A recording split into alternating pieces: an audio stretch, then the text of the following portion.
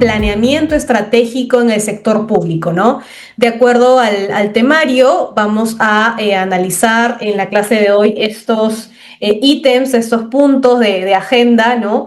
Relacionado al Sistema Nacional de Planeamiento Estratégico, lo que se conoce como SINAPLAN. Vamos a ver en qué consiste, cuáles son las reglas, los objetivos, ¿no? También vamos a ver la figura del Centro Nacional de Planeamiento Estratégico, que es el CEPLAN en sus siglas, que es muy importante justamente para desarrollar todo este sistema, ¿no? Vamos también a ver qué es el planeamiento institucional y la gestión por resultados. Vamos a ver en qué consiste, cuáles son las fases, ¿no?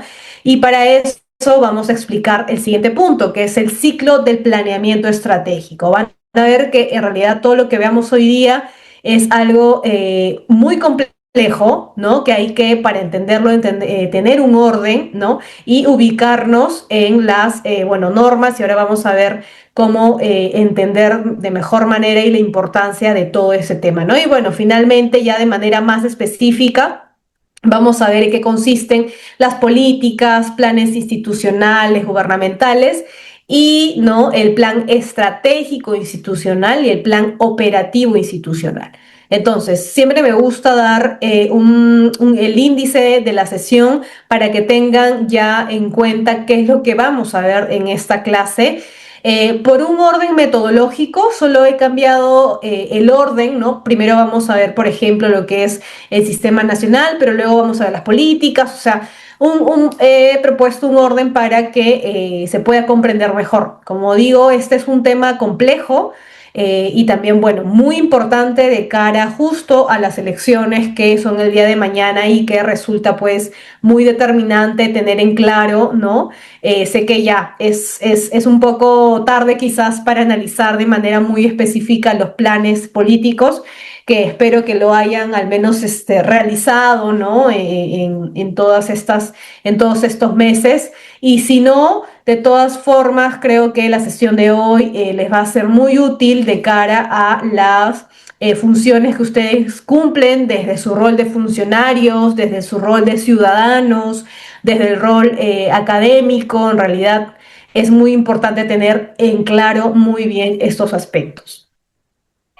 Antes de empezar con los puntos que tenemos en agenda, sí quiero dar una pequeña reflexión, ¿no? Para partir de ahí y luego ver a qué conclusiones llegamos, ¿no?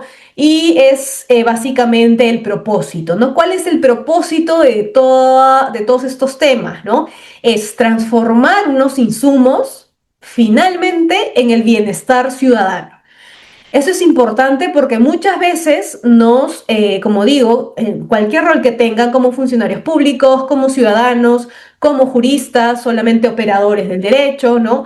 En general, o incluso desde otras carreras, otras especialidades, nos olvidamos de que la flecha o para dónde va todo este planeamiento estratégico del SINAPLAN, el CEPLAN, todo va en transformar insumos en bienestar ciudadano. Ese es el objetivo final, el propósito, y eso tiene que quedar muy en claro para no, pues, solamente detenernos en normativas, en políticas, en planes y en lo que vamos a ver, ¿no?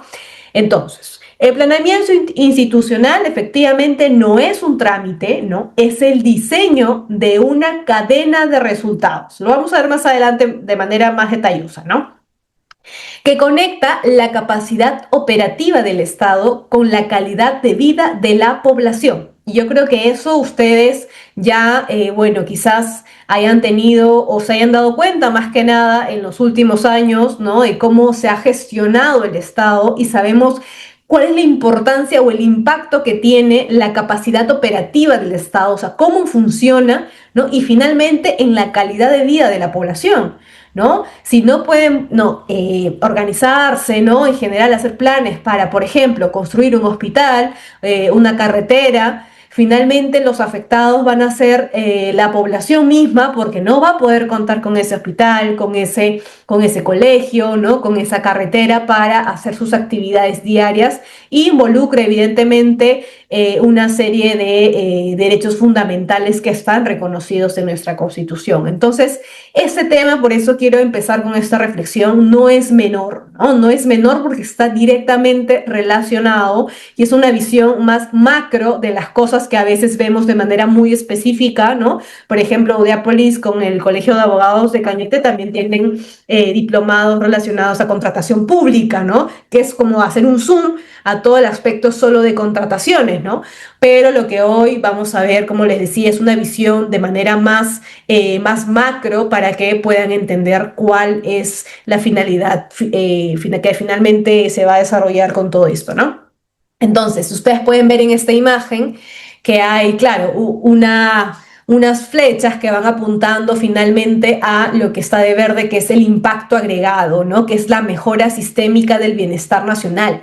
Pero ¿cómo llegamos ahí, no? Entonces, tenemos dos frentes, ¿no? Una frontera interna del Estado, que era lo que decíamos que es la capacidad operativa del Estado, y una frontera un poco más externa que ya está relacionada a la frontera de la sociedad, ¿no? Y claro, aquí en la frontera interna del Estado era lo que les comentaba, tenemos insumos, tenemos recursos físicos, financieros, recursos humanos, ¿no? Actividades, operaciones bajo control directo, productos, bienes, servicios, regulaciones, ¿no? Todo este engranaje interno del Estado, ¿no? Frente a lo que la sociedad necesita, ¿no? Que son resultados, no solo un impacto ya a largo plazo, sino desde un impacto o resultado inicial, que son los de corto plazo, ¿no? Y es importante dividir esta visión en estas etapas, ¿no? En resultados iniciales, en resultados intermedios y en finales,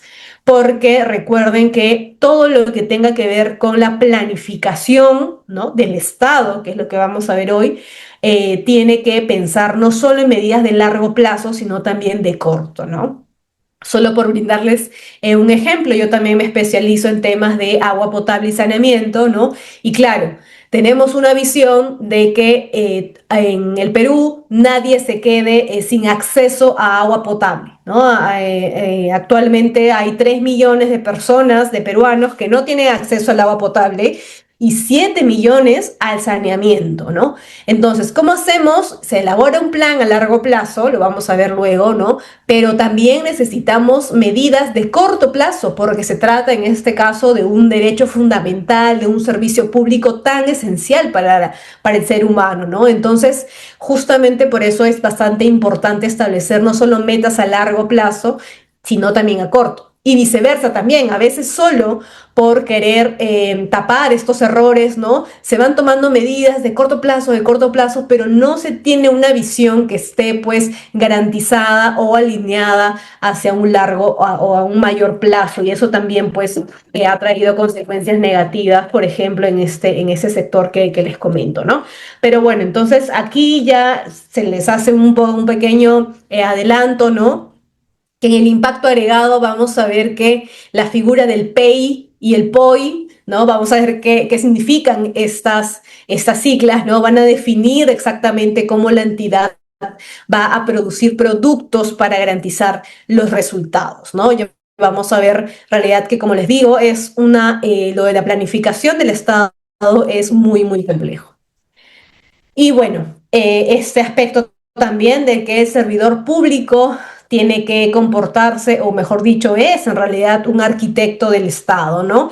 El planeamiento institucional trasciende el cumplimiento normativo. Ya no va a bastar que los funcionarios pues realicen solo lo que la norma les diga. No, o sea, y esto es lo que involucra la planificación, que se trata de una herramienta para diseñar ya no solo el cumplimiento normativo, sino un diseño más potente, ¿no? Que va a tener una entidad para asegurar que sus recursos, que son limitados, ¿no? Generen el máximo impacto posible, ¿no? Entonces aquí, claro, hay 3 puntos importantes, ¿no? Alineación total, vamos a ver lo que es la visión de presupuesto, el enfoque implacable en el cierre de brechas ciudadanas y tercero, la evaluación continua y la mejora operativa. Vamos a ver también cómo es importante este aspecto de la supervisión y evaluación de las cosas que se van realizando, porque no basta o esto no termina, ¿no? con elaborar un plan, una política, sino que se tiene que evaluar cómo se está implementando y eso tiene incluso una metodología también que ha establecido ese plan, ¿no? Pero bueno, entonces estas son las dos reflexiones iniciales con las que bueno, pensaba iniciar la sesión. Ya quizás cuando tengamos los minutos para las preguntas finales me pueden también decir qué piensan, cuál es su reflexión, sus conclusiones después de todo lo que vamos a ver. Yo tengo una postura, pero la voy a decir al final y ya me dirán ustedes si están de acuerdo o no. Bien, entonces, para entender todo este engranaje de cómo el Estado se planifica, ¿no? Y esto es importante porque ya desde la teoría del derecho administrativo sabemos que el Estado tiene una serie de potestades, ¿no? Dentro de las potestades que tiene el Estado, una se encuentra o una es la de la planificación. El Estado tiene que planificar, ¿no? ¿Qué es lo que va a hacer con sus recursos y cómo va, como decíamos hace unas láminas atrás, cómo eso va a impactar positivamente en la población? Porque finalmente el Estado, ¿no? ha sido creado, institucionalizado, ¿no? para que los ciudadanos pues tengan todos los servicios públicos, se garanticen sus derechos, ¿no? Eso es lo que finalmente nosotros o el Estado pues quiere lograr o tiene que, bajo el régimen que tenemos en la Constitución, ¿no? El Estado siempre está velando por ello, pese a que en algunos sectores hayan privados gestionando servicios públicos, por ejemplo, pero lo que finalmente es el Estado responsable de asegurar esto a la ciudadanía. Entonces, vamos a ver qué es el Sistema Nacional de Planeamiento Estratégico. Este sistema, ¿no? que es el SINAPLAN, vamos a llamarlo por sus abreviaturas, se crea por el Decreto Legislativo 1088, ¿no? ¿Y qué es lo que dice este decreto legislativo, ¿no? Que este sistema es un conjunto, ¿no? articulado e integrado por órganos, subsistemas y relaciones funcionales. ¿Sí? Es todo el conjunto de esos elementos, ¿no? que tienen por finalidad coordinar y viabilizar el proceso de planeamiento estratégico nacional. ¿Para qué? ¿No? Para promover y orientar el desarrollo armónico y sostenido del país. ¿Sí? O sea, no se olviden de ese aspecto. ¿Quiénes o qué entidades públicas o entidades en general conforman el SINAPLAN?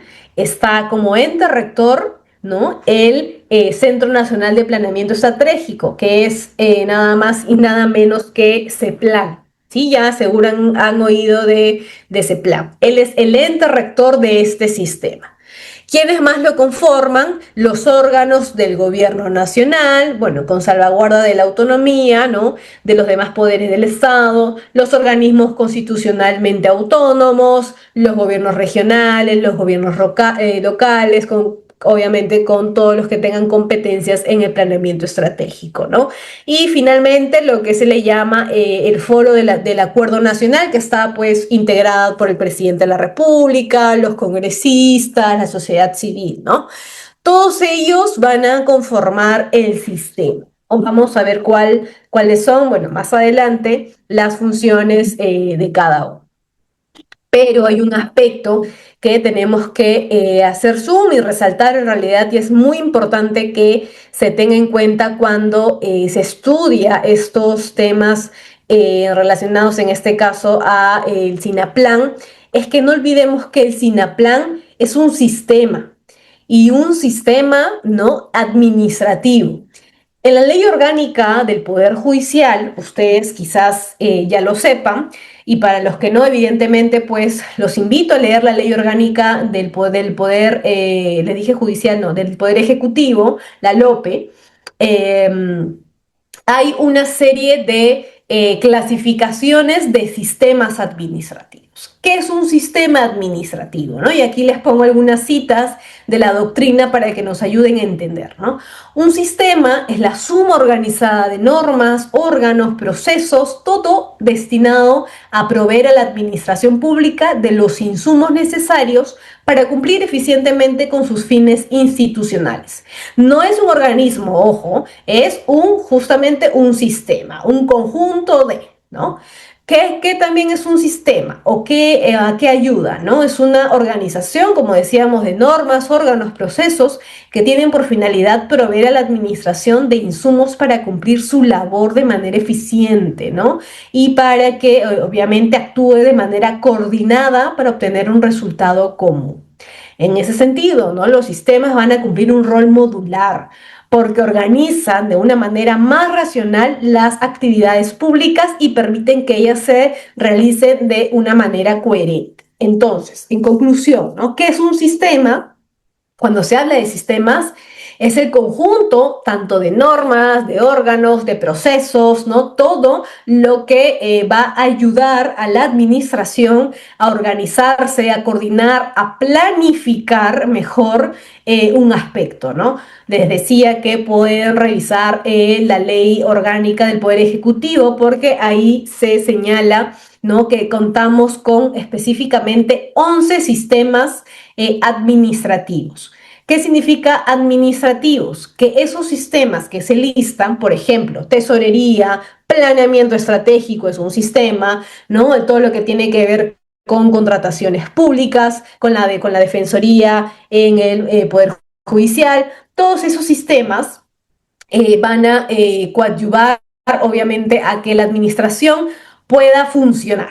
Y esos sistemas administrativos los tienen todas las entidades, o sea, todas las entidades están involucradas, ¿sí? Esta es una característica, repito nuevamente, de los sistemas administrativos, porque la LOPE, la Ley Orgánica del Poder Ejecutivo, también regula lo que es los sistemas funcionales, pero eso es ya otro tema porque va a depender de cada sector, ¿no? En cambio, en los sistemas administrativos sí son transversales al funcionamiento de todas las entidades públicas. Entonces, ¿por qué menciono esto y por qué resalto la importancia de que no nos olvidemos de que es un sistema administrativo? Justamente porque ese sistema va a tener que ser implementado por todas las administraciones públicas que tenemos en el país. Tanto los organismos, ministerios, como a nivel territorial, gobierno local, regional, nacional. Entonces, absolutamente todos van a tener que implementar, obviamente, dentro de su ámbito de jurisdicción, lo que es el Sistema Nacional de Planeamiento Estratégico, ¿sí? Por eso es importante. O sea, no hay ni una entidad del Estado, ¿no? Una entidad pública que se vaya a salvar por decirlo de alguna manera, de aplicar todo este aspecto. Entonces, ya entrando a lo que es el SINAPLAN, ya de manera específica, ¿no? El SINAPLAN tiene objetivos, ¿no? Vamos acá a señalar cuáles son esos objetivos. Por ejemplo, el primero, ¿no?, que es constituirse en el espacio institucionalizado, ¿no? ¿Para qué? Para definir concertadamente una visión de futuro compartida. ¿Qué significa esto? ¿Por qué necesitamos que haya una definición concertada de una visión de futuro compartida? Porque necesitamos todas las entidades del Estado, de la administración pública, mirar hacia un mismo horizonte. Claro, estamos diciendo que el horizonte va a ser asegurar a los ciudadanos la mejor calidad de los servicios públicos, ¿no? Pero tiene que ser de una manera muy específica, ¿no? Por ejemplo, en agua potable y saneamiento, tenemos que cerrar las brechas en el acceso, pero no solo en el acceso del agua, sino también en la calidad. En temas de transporte, tenemos que conectar más provincias con la construcción de infraestructura vial. Es decir, tenemos que tener esa visión de esa manera. Sabemos que los ciudadanos van a tener que, obviamente, incrementar su calidad de vida, pero ¿de qué manera? Entonces, este sistema, el SINAPLAN, va a ayudar porque se va a constituir como ese espacio, ¿no? Donde se pueda organizar todas estas necesidades que tienen cada provincia, ¿no? En este caso, cada departamento, cada región, ¿no? Y así, pues, coordinar, ¿no? Entre tanto, como les decía, a nivel territorial como en el nivel de organismos públicos para que finalmente la población sea la beneficiada. En ese sentido, entonces, el SINAPLAN también tiene como objetivo, ¿no? Articular e integrar en forma coherente y concertada las diferentes propuestas y opiniones, ¿no? Para la elaboración, vamos a ver, de los planes sectoriales, institucionales, subnacionales, ¿no? Si se dan cuenta, el objetivo 3 también habla de promover y articular los programas. Entonces, todos los objetivos están relacionados a ello, ¿no? A constituirse en un espacio donde puedan concertar visiones a futuro todas las entidades, ¿no? Y de esa manera también articular cuáles van a ser las acciones, ¿no? De cada una de ellas. Así como se realiza acciones, otro de los objetivos del SINAPLAN es que también se van a desarrollar procesos para el monitoreo de la gestión para resultados de mediano y largo plazo, ¿no? Lo que comentábamos al inicio. Así también para promover la cooperación y acuerdos entre los sectores público y privado, ¿no? En el proceso de formulación de los planes estratégicos. Como sexto punto, ¿no? Promover la formulación de planes estratégicos, programas, proyectos con una visión prospectiva de mediano y largo plazo. Si se dan cuenta, el objetivo que está señalando el SINAPLAN, no solo, o mejor dicho, ni siquiera por hasta ahora se habla de corto plazo, siempre es mediano y largo, ¿no? ¿Y por qué? ¿Cuál es la diferencia? Porque se quiere que los cambios sean duraderos, que no sean temporales. Entonces, por eso se le da un enfoque más importante a lo que son las visiones de mediano y largo plazo. Entonces, ya hemos visto de manera puntual, ¿no? Lo que significa este Sistema Nacional de Planeamiento Estratégico, cuáles son los objetivos que se buscan, ¿no? Cuáles son los órganos que lo conforman. Ahora vamos a ver de manera ya específica el ente rector de este sistema, que como les mencionaba, es el Centro Nacional de Planeamiento Estratégico, el CEPLAN. Y el CEPLAN, bueno, el CEPLAN es un organismo técnico especializado, ¿no? Que ejerce la función de órgano rector, orientador y de coordinación del SINAPLAN, ¿no? Está adscrito a la presidencia del Consejo de Ministros. Ahora, aquí también de nuevo nos tenemos que ir a la Ley Orgánica del Poder Ejecutivo, la LOPE, ¿no? Para entender qué significa o qué alcances, ¿no? ¿Qué implica que el CEPLAN sea un organismo técnico especializado? ¿Por qué no es, por ejemplo, un organismo regulador? ¿Por qué no es un ministerio? Entonces tenemos que determinar los alcances, ¿no? Y para eso nos vamos, como les menciono, al artículo 33 de la LOPE, que está aquí, ¿no? Y en esta ley se establece que los OTES, se les llama, ¿no? Los organismos técnicos especializados, se crean por excepción cuando existe la necesidad de, ¿no? Y entonces ya aquí nos da la Ley Orgánica del Poder Ejecutivo una alerta de que no es que pues se creen OTES por crear, sino que son excepcionales. ¿Y para qué específicamente? Para planificar y supervisar o ejecutar y controlar las políticas del Estado de largo plazo y que estén relacionadas con, o de carácter, mejor dicho, multisectorial o intergubernamental, que requieren un alto grado de independencia funcional. Así también, cuando hay o que se necesita establecer instancias funcionalmente independientes que otorgan o reconocen derechos de los particulares para el ingreso a mercados o el desarrollo de actividades económicas, ¿no? Y claro, aquí ya les dicen cómo están organizados, cuál es la estructura básica que tiene que tener un OTE, ¿no? Que están dirigidos por un consejo directivo, se sujetan a los lineamientos del sector y su política de gasto es aprobada también por el sector al que estén adscritos. Ya aquí es un aspecto más de organización administrativa, ¿no? Pero lo que nosotros te queremos resaltar, al menos en la sesión de hoy y relacionada a el SINAPLAN, ¿no? Que es el planeamiento estratégico, son las funciones de ese plan. Recordemos una vez más, ese plan es el ente rector de este sistema. Como funciones generales, CEPLAN pues tiene que o conduce el proceso de formulación y difusión de una visión compartida. Recuerdan que cuando hablábamos del SINAPLAN estábamos diciendo, sí, el SINAPLAN tiene como uno de los objetivos tener una visión concentrada, futuro, ¿no? ¿Ya quién se va a encargar de hacer eso? CEPLAN. ¿Sí? Él es el encargado de conducir este proceso de formulación y difusión, porque es importante no solo realizarlo, sino evidentemente también difundir. ¿Qué más tiene como función CEPLAN?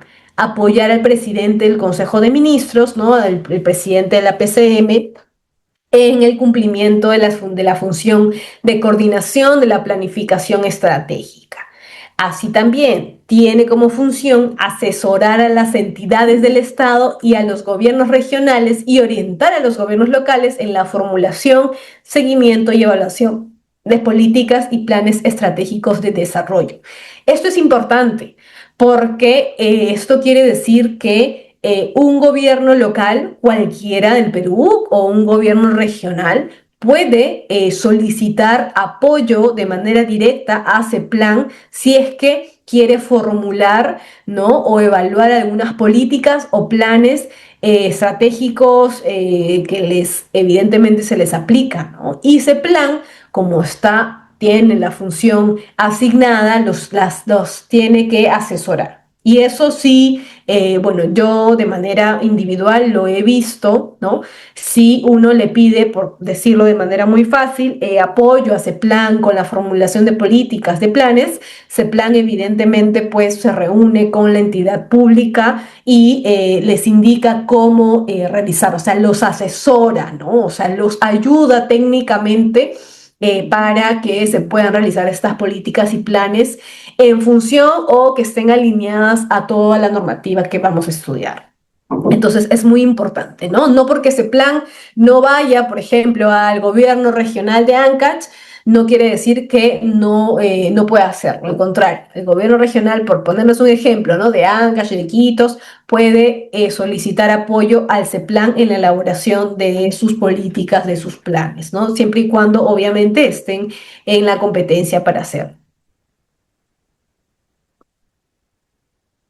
Aquí el punto 4 de las funciones de ese plan es un aspecto que últimamente, bueno, ha generado algunas críticas, ¿no? Que es el desarrollo de metodologías e instrumentos técnicos para asegurar la consistencia y coherencia del Plan Estratégico de Desarrollo Nacional, que están orientadas obviamente con el desarrollo armónico y sostenido del país.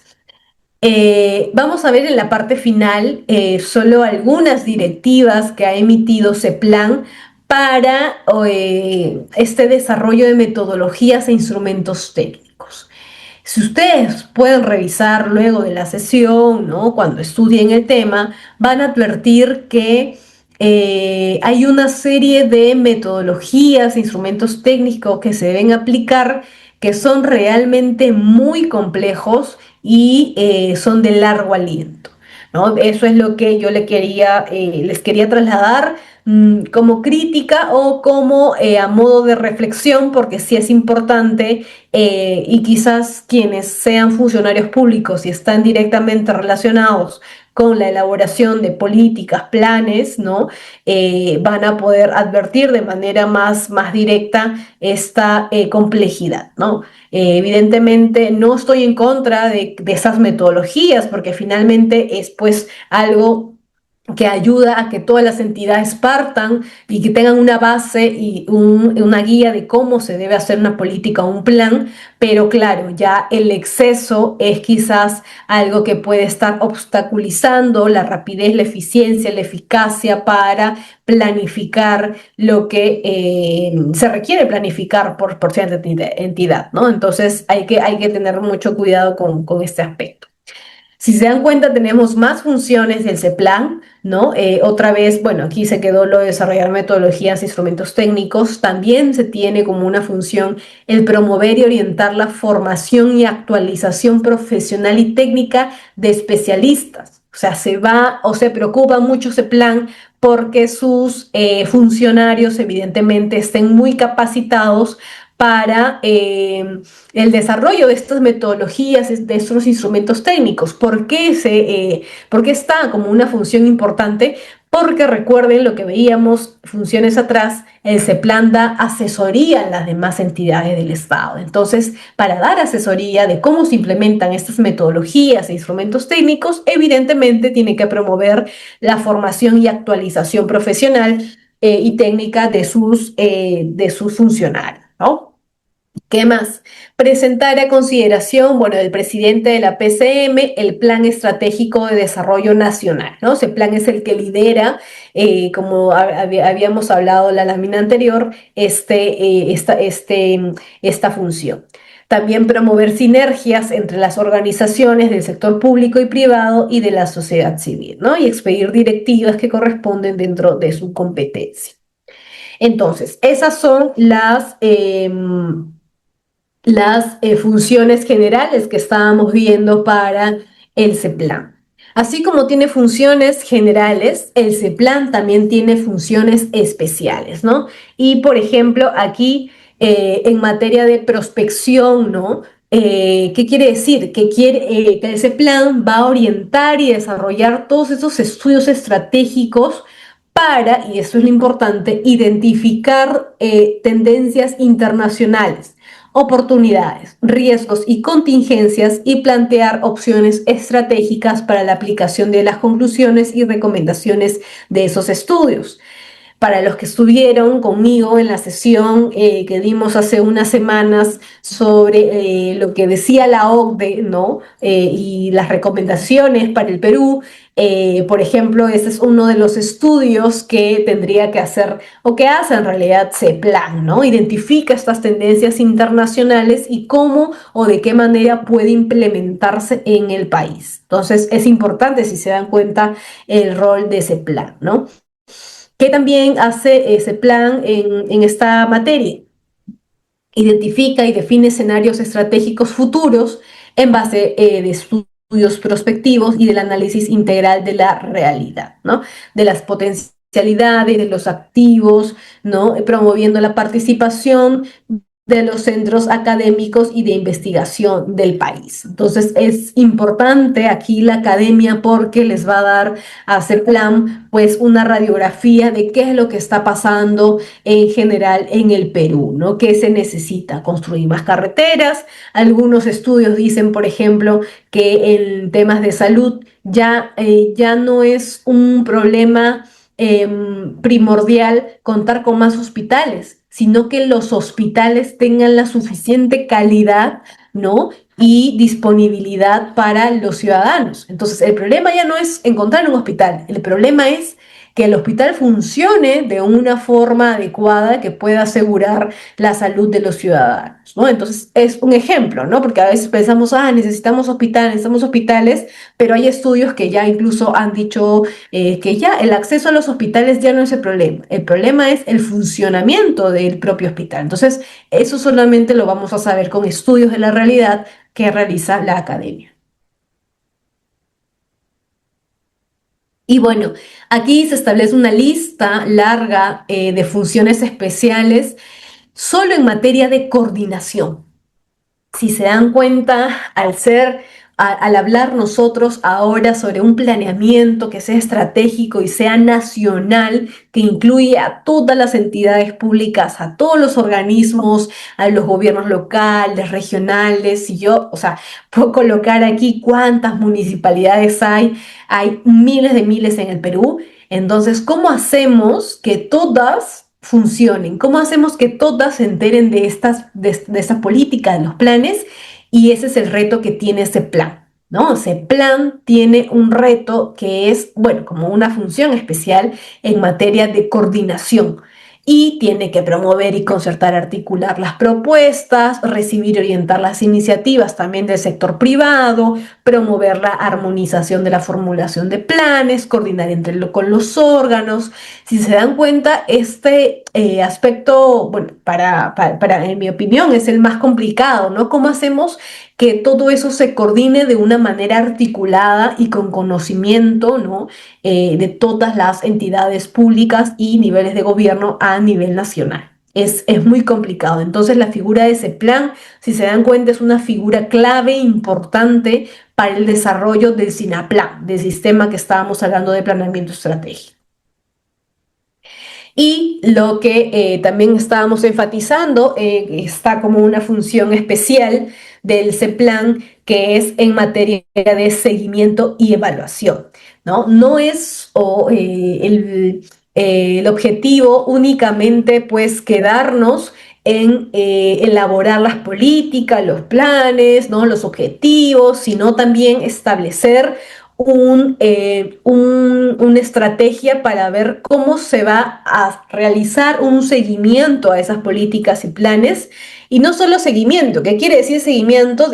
Ir evaluando el desarrollo de esas políticas. ¿Se van cumpliendo o no se van cumpliendo? ¿Qué es lo que está obstaculizando el desarrollo de esas políticas? Sino también evaluar, estudiar cuáles son los problemas, ¿no? Lo que ese plan denomina en alguna de sus directivas como problema público, ¿no? Que está obviamente pues haciendo que el desarrollo de las políticas y planes, que son muy importantes, se estén dando de manera lenta o que a veces ni siquiera se esté dando. Entonces es muy importante contar también con esta fase de seguimiento y evaluación. ¿Y quién está a cargo? Una vez más, CEPLAN. Si se dan cuenta, CEPLAN ya es una entidad cargada, es una entidad con mucha responsabilidad, porque una vez más estamos hablando de un planeamiento estratégico a nivel nacional, no solamente en gobiernos locales, que ya incluso en un gobierno local puede ser muy complejo, sino a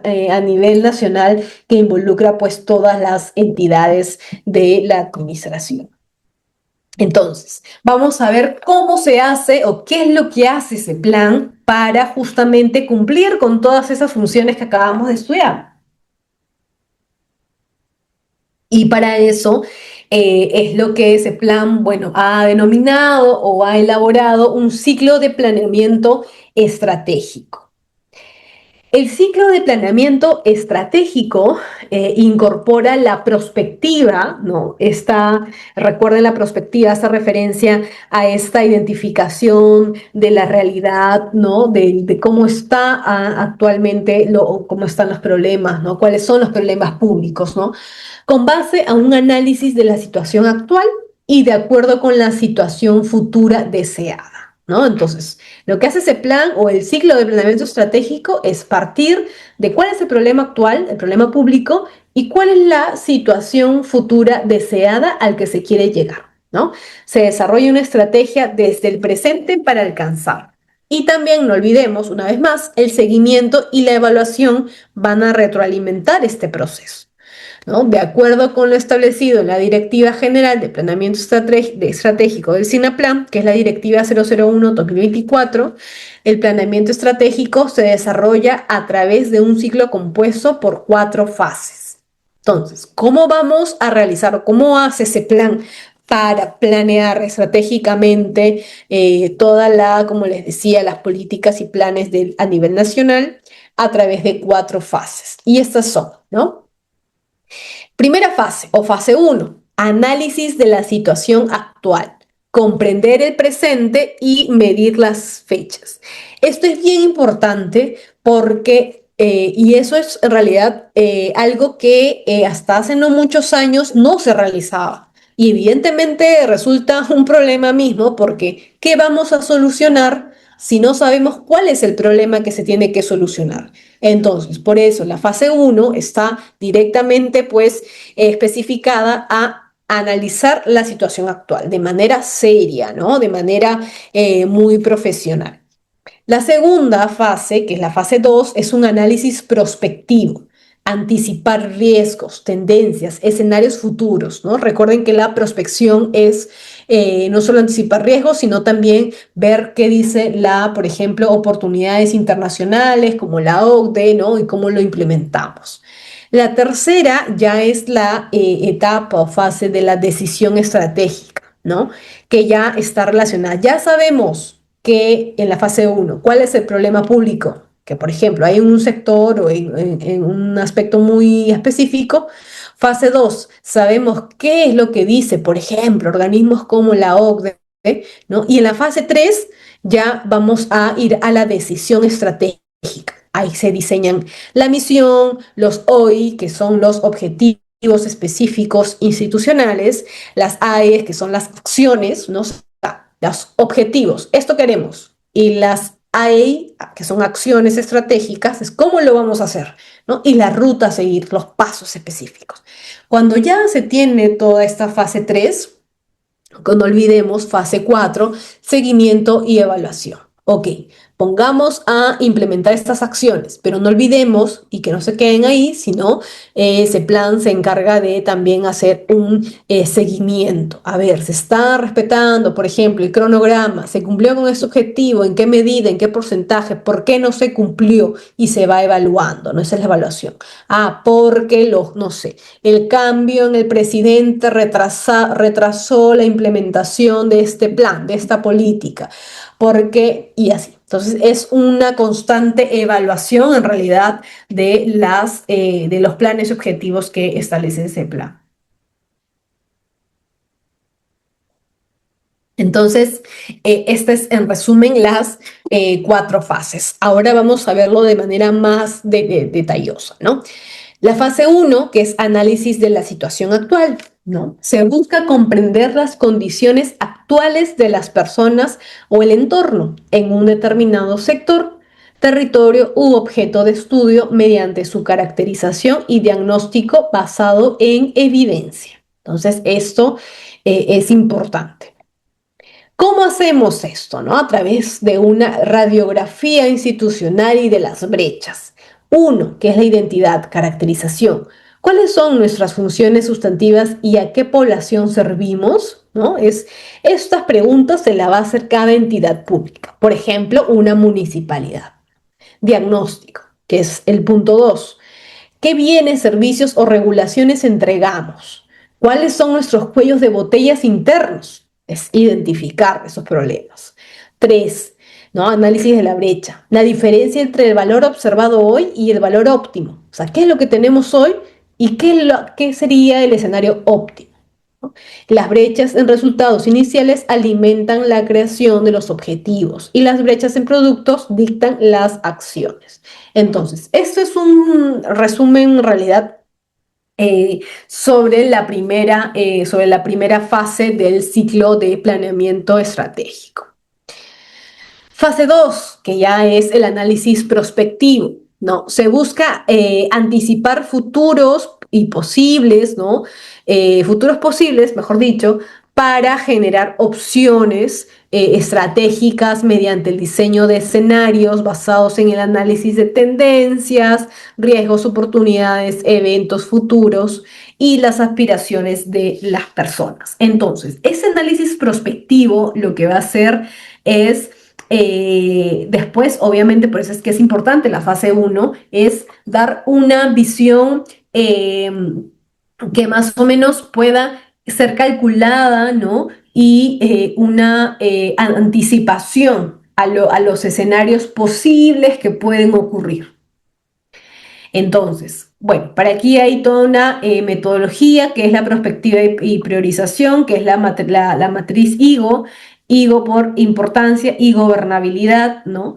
Es anticipar escenarios futuros y priorizar medidas usando el plano cartesiano de importancia versus gobernabilidad, que está aquí, ¿no? Acciones innecesarias, ¿no? Retos requieren alianzas y gestión de nivel superior. Acciones menos urgentes, ¿no? Acciones inmediatas, prioridad máxima. Entonces tenemos cuatro escenarios, ¿no? Y lo que se debe identificar es, evidentemente, dependiendo del sector, en cuál de estos nos encontramos para ver qué es lo que se toma, ¿no? Por eso es que es identificar las tendencias, los riesgos, las oportunidades, ¿no? Por ejemplo, en el tema del gas natural. Ya teníamos un problema que viene desde a nivel internacional con la guerra de Irán, ¿no? Y las acciones que se toman en Estados Unidos y eso ya está afectando al gas natural, ¿no? Entonces ahí, por ejemplo, ya debíamos haber adelantado, ¿no? Cuáles iban a ser los impactos que se iban a generar en el Perú, ¿no? De manera indirecta, pero cómo iba a impactar. Y claro, por ejemplo, y sí, hay a veces situaciones que pues ocurren sin que se puedan planificar, que son, por ejemplo, esto último que ocurrió con el desabastecimiento del gas natural, el combustible, ¿no? Entonces también hay una parte como uno de los criterios, evidentemente, para esta fase de perspectiva y priorización, de también estar dentro de la medida de lo posible, asegurar cuál va a ser la actuación ante estos escenarios, ¿no? Porque si bien no se sabe qué es lo que puede ocurrir en el futuro de manera muy concreta, sí lo que se puede planificar es, sea lo que ocurra, qué medidas se van a tomar como mínimas, ¿no? Y hay un protocolo. Entonces, más o menos, por eso es que aquí también en el punto 2 se dice construir escenarios hipotéticos, formular medidas preactivas, ¿no? Y proactivas. Entonces, es, como les decía, muy complejo este aspecto, ¿no? Incluso desde la fase uno, donde hay que analizar efectivamente, determinar cuál es el problema público de una manera correcta, porque esto es una cadena o es un ciclo que en una fase depende de la otra. Entonces es muy importante desde el inicio poder identificar cuál es el problema público de manera lo más precisa posible, ¿no? Y acá en la segunda sí, pues planificar cuáles son escenarios que pueden calzar o que pueden de alguna manera tener un impacto negativo en estos problemas públicos que ya son problemas, ¿no? Y la fase 3, la decisión estratégica. Se define la situación futura deseada del sector, territorio, objeto de estudio y se desarrolla la estrategia, ¿no? Para alcanzarla a través del diseño de las intervenciones a nivel sectorial, territorial o institucional.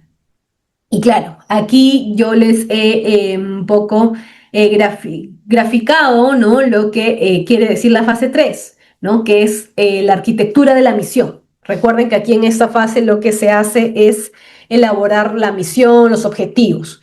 ¿Qué es la misión, no? La razón de ser de la entidad, ¿no? Destilada en una fórmula clara y accionable. El rol central de la entidad, ¿no? Las funciones sustantivas, lo que la entidad hace legalmente. Se le suma lo que es la población, quiénes son los usuarios, las personas o quizás otras entidades, ¿no? Cuyas necesidades se busca satisfacer. Y finalmente los atributos, que es la manera en que se entregan los bienes o servicios y que están orientadas al cierre de brechas diagnosticadas justo en la fase uno, ¿no? Entonces, esa es la misión institucional. También, ¿qué es lo que se hace en esta fase? Se diseñan los objetivos estratégicos institucionales, los OIE, ¿no? Que son los resultados iniciales que la entidad espera lograr, ¿no? Por ejemplo, los objetivos estratégicos institucionales de tipo 1, que están relacionados más a lo misional, ¿no? La misión, que tiene un enfoque de condición externa que se busca mejorar con la población. Y aquí lo que hace el CEPLAN es brindarnos una estructura de cómo elaboramos esos objetivos. CEPLAN nos dice, es un verbo en infinitivo, más condición, más población. Y acá hay un ejemplo, ¿no? Verbo infinitivo, mejorar. Condición, ¿qué cosa? Las competencias lectoras. ¿A quiénes? En estudios de estudiantes de primaria. Entonces ya tienes tu objetivo, mejorar las competencias lectoras en estudiantes de primaria. También hay objetivos estratégicos de tipo 2 que están relacionados con la gestión interna. que, claro, esos tienen un enfoque más de capacidades ya propiamente de la entidad, ¿no? De la que se trate para que se pueda optimizar sus recursos y resolver cuellos de botella. ¿Cuáles son o cuál es la estructura de esos objetivos para este caso, ¿no? El verbo infinitivo más el aspecto a ser mejorado. Por ejemplo, fortalecer y el aspecto que debe ser mejorado es el sistema de transformación digital institucional. ¿No? Claro, por ejemplo, este fortalecimiento, ¿por qué fortalecer y no implementar? Porque quizás ya hay transformación digital en la entidad, pero lo que se quiere es fortalecer, ¿no? Y esos son objetivos, recuerden, son objetivos. Las acciones ya van a ser la forma en cómo vamos a lograr esos objetivos. Y ese plan también nos plantea una estructura de cómo realizar o cómo diseñar estas acciones, ¿no? Bueno, recordemos que son iniciativas concretas que van a materializar los objetivos a través de productos. Y claro, aquí ese plan lo que nos dice es, para que tengas tu acción estratégica necesitas un producto, ¿no? Que puede ser un bien, un servicio, una regulación, un atributo, que es la calidad, y un grupo de usuarios, ¿no? El alineamiento presupuestal de estas acciones, ¿no? Si responde a un objetivo de tipo uno como el que vimos, ¿no? Tiene que ser presupuestado vía programa presupuestal, ¿no? O si responde a un objetivo de tipo 2 tiene que ser presupuestado vía acciones centrales o bueno, o AONP.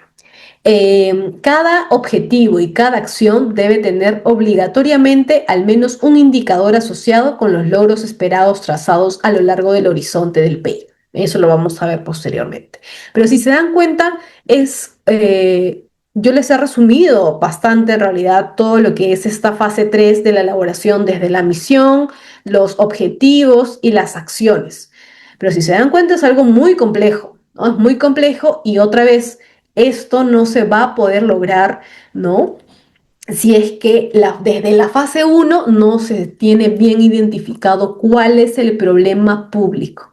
Por eso reitero, estas etapas de este ciclo que estábamos viendo aquí en el círculo, una depende de la otra. Entonces no es posible hacer unos buenos objetivos si antes no has hecho una buena fase 2 y una buena fase uno, ¿no? Entonces hay que tener mucho cuidado con eso. Como les digo nuevamente, esto no es un tema que pues se puede explicar, no sé, en media hora.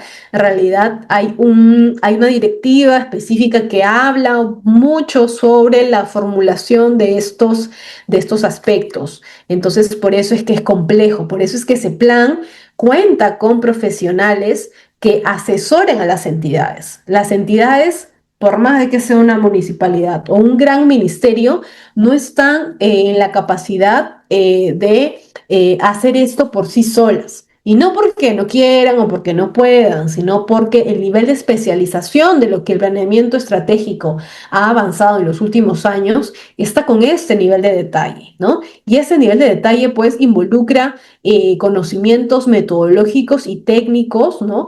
Por eso reitero que ese plan, dentro de sus funciones, tiene la función, obligación de asesorar, de ayudar a las entidades en la formulación de sus planes. Y bueno, finalmente lo que es el seguimiento y la evaluación, ¿no? Se examina el progreso y el desempeño de la estrategia, ¿no? En el logro de la situación futura deseada, así como el uso de los recursos asignados con ese fin. Se analizan los cambios ocurridos en la vida de las personas o su entorno, ¿no? Y se generan informes periódicos que permiten identificar alternativas para mejorar el diseño o implementación de la estrategia. Como les decía, ¿no? El seguimiento es pues estar atentos a cómo se va desarrollando la política, el plan, lo que se quiere implementar y luego evaluar si es que ha sido bueno el desarrollo o hay aspectos que se pueden mejorar, ¿no? Y para eso lo que nos dice ese plan es que el órgano de planeamiento es el responsable de la gestión del proceso de seguimiento, ¿no? Y se encarga de planificar las actividades para ejecutarlas oportunamente, no gestionar la conformación del equipo, acompañar, coordinar y supervisar la ejecución y calidad del proceso de seguimiento y evaluación, ¿no? Y bueno, que hay otras más gestiones en aprobar los reportes, informes y en gestionar el uso de la evidencia. Bueno, y aquí hay algo específico para las políticas nacionales. La unidad de organización encargada de la conducción de la política es responsable de la gestión del proceso de seguimiento y evaluación.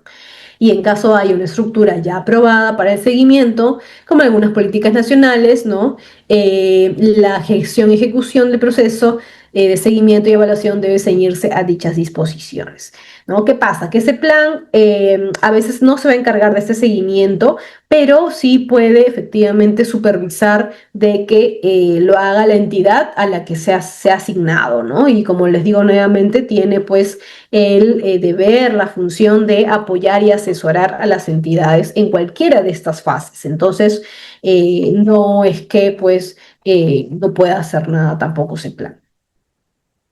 Y bueno, aquí también está ya de manera más detallada las fases de seguimiento y evaluación, ¿no? Fase uno o etapa uno, seguimiento, ¿no? Se recolecta y sistematiza la información sobre cómo se ha implementado esta política, el plan, ¿no? Y los resultados, para verificar el progreso, si es que ha existido progreso.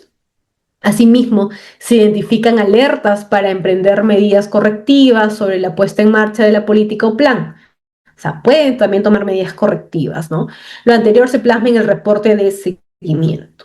Etapa 2, que es una evaluación. Se profundiza el análisis en esta etapa, ¿no? En lo que requiere evidencia para mejorar el cumplimiento o desempeño de la política o plan.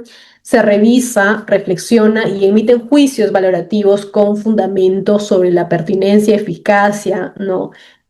y eficiencia de la política o plan, generando un informe de evaluación con recomendaciones basadas en evidencia. Y finalmente, en esta etapa 3, que es la gestión de la evidencia, ¿no? Se comunican, se difunden y discuten los resultados de las etapas de seguimiento y evaluación, propiciando el uso de la evidencia en la implementación y diseño de políticas y planes. Ustedes dirán, claro, en realidad, o esto se hace en la realidad, no en todos los sectores, ¿no? Y por eso es importante que, por ejemplo, en materia, otra vez, de agua potable y saneamiento, ¿no? Quien lidera o quién es el ente rector de este sector es el Ministerio de Vivienda, Construcción y Saneamiento. Por ejemplo, en este caso, el ente rector es muy activo para hacer el seguimiento a sus políticas y planes, ¿no? Hace unos años se elaboró un plan nacional de saneamiento que iba del 2022 al 2026, ¿no? Y se ha estado ejecutando, brindando, y como resultado justamente de esta fase de seguimiento y evaluación, lo que se ha logrado ahora ya no es contar con un plan nacional de saneamiento, sino pues han dado cuenta que es necesario tener un plan, una política multisectorial que involucre a más sectores para asegurar el acceso al agua potable y saneamiento. Pero si se dan cuenta, hay estudios, ¿no? Por parte del ministerio que evalúan cómo el plan en el 2022-2026 se ha estado implementando, cuáles han sido las fallas, qué es lo que falta, ¿no? De los objetivos que se establecieron, cuáles han sido cumplidos y en qué porcentaje. Entonces, por ejemplo, en ese sector es algo muy activo, sí, el seguimiento a los planes para el acceso al agua potable y saneamiento. Así ocurre en todos los demás, pues evidentemente, este sector va a tener que evaluarlo, ¿no? Por desgracia, no ocurre con todos los sectores, ¿no? Hay sectores que ni siquiera tienen planes, no tienen políticas, entonces es una acción que se tiene que tomar progresivamente. ¿Qué es progresivamente? ¿No? De manera poco a poco, ¿no? Entonces, es importante también mencionar este aspecto. Y bueno, aquí les dejo un resumen que es el hilo conductor del valor público. Todo comienza desde una visión nacional el Estado identifica un problema público crítico, ¿no? Lo vamos a ver, que es el PDN, ¿no? Luego hace un diagnóstico y una misión, ¿no? Que es la entidad asume la responsabilidad basándose en sus brechas, que es la fase uno que hemos visto, donde se elabora la misión institucional, luego también. Luego una decisión estratégica a través del PEI, que se formula a través de los objetivos, ¿no? Y de las acciones estratégicas institucionales para que en el punto 4, luego una táctica operativa, las acciones que se han establecido, ¿no? Se dividan en acciones operativas específicas, bueno, para el año fiscal. Y 5, el presupuesto y compras, ¿no? Estas actividades se justifican en el presupuesto y se programan en el cuadro de necesidades, que como les decía, ya toda esta parte está directamente relacionada a lo que son las contrataciones que realiza el Estado, ¿no? Y finalmente el valor entregado, ¿no? El producto llega al ciudadano alterando la cadena de resultados inicial. Bien, entonces ya hemos visto cómo existe un sistema que se encarga específicamente de planificar todo el Estado. Hemos visto cuál es el rol, cuáles son las funciones de ese plan, ¿no? Y también lo que acabamos de estudiar es cuál es el ciclo de planeamiento estratégico que toma ese plan para efectivamente cumplir con esas funciones dentro del sistema como ente rector. Ahora lo que corresponde es irnos a las políticas y planes institucionales y gubernamentales. Lo que regula o lo que nos establece ese plan es que existen estas políticas y planes. Plan Estratégico de Desarrollo Nacional, ¿no? Lo que en las siglas es el PEDIN. Las políticas nacionales sectoriales, el PNS, y políticas nacionales multisectoriales, PNM. También hay plan estratégico sectorial multianual, PSEM. Hay un plan de desarrollo regional concertado, PDRC. El plan de desarrollo local concertado, PDLC. Plan estratégico institucional, los PEI. Y el plan operativo institucional, los POD. Si se dan cuenta, hay muchos tipos de políticas y planes que regula CEPLAN, ¿no? Ahora vamos a ver sucintamente, porque claro, evidentemente para cada uno hay toda una metodología y toda una cuestión técnica que ya escapa evidentemente de la sesión de hoy, pero sí vamos a estudiar en qué consiste cada uno. Antes de entrar a cada uno, vamos a ver cómo se articulan todos estos, ¿no? El nivel uno, que es un nivel más macro, más grande, ¿no? Que es el Plan Estratégico de Desarrollo Nacional, va a establecer los objetivos nacionales, como que los más generales, de nivel macro. El nivel 2, que ya está relacionado a un nivel temático territorial, son las políticas nacionales, los PSM y los PDC, que van a establecer objetivos, pero ya no tan grandes nacionales como el de arriba, sino objetivos sectoriales, ¿no? Por ejemplo, agua potable, telecomunicaciones, transporte, ¿no? O territoriales, por ejemplo, para las municipalidades, para el gobierno local, regional, ¿no? Entonces, este es un nivel ya un poco se va a acercar. El nivel 3, que es un nivel institucional, que están los PEI, es un plan estratégico institucional. Traduce el nivel 2, pero en objetivos y acciones estratégicas institucionales para todas las instituciones. Y ya el nivel 4, que es un plan operativo institucional, que ya es muy específico para la entidad pública, ¿no? Desagrega el PEI en actividades e inversiones tácticas. Si se dan cuenta, va de lo más general a lo más específico, ¿no? Y esto es importante para entender todas estas políticas y planes que se regulan. Van desde lo más general hasta lo más específico. Y aquí tenemos, claro, el plan estratégico de desarrollo nacional. Es un instrumento técnico, ¿no? Y eso es importante que lo tengan en cuenta. No es solo un instrumento legal. Por eso es que al inicio de la sesión empecé con una reflexión diciendo todo lo que sea planeamiento estratégico del Estado ya no solo es el cumplimiento de la norma, sino esto tiene algo más allá de una gestión del diseño, ¿no? Y eso es ya algo técnico que escapa, pues, de, por ejemplo, los conocimientos que puede tener un abogado en leyes. Por eso es que es importante contar con muchas otras especialidades. Pero bueno, en este caso, ¿no? El Plan Estratégico de Desarrollo Nacional es un instrumento técnico de planeamiento estratégico para implementar la visión compartida y concertada de futuro, que ya lo habíamos visto, ¿no? Contiene los lineamientos de política, las prioridades, los objetivos, las metas y las acciones de orden estratégico, ¿no? Para el desarrollo armónico, sostenible y descentralizado del país. Sus objetivos van a tener el mismo horizonte temporal que la visión compartida y concertada de futuro, ¿no? Y orientan la gestión estratégica del Estado. Así como el planeamiento, la asignación del presupuesto de mediano y corto plazo. Contiene como mínimo los siguientes elementos. Entonces, el Plan Estratégico de Desarrollo Nacional va a contener como mínimo lo siguiente: la visión compartida y concertada de futuro del país, los lineamientos de política, las prioridades de política, los objetivos con indicadores y metas y las acciones de orden estratégico que permitan el logro de los objetivos.